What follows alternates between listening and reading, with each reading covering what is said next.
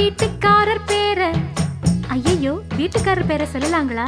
அத சொல்லாம எப்படிமா தெரிஞ்சுக்கிறது? அட சும்மா சொல்லுமா. வீட்டுக்காரர் பேரை சொன்னே ராசு குட்டி அவன் பேசுகிற பேச்சு எல்லாம் சீனி கட்டி. அட கண்ணுக்கழகா ஆளும் இருப்பாரே நித்தம் கலர் கலராடை அணிவாரே. இப்போ எந்த திசையில் எங்க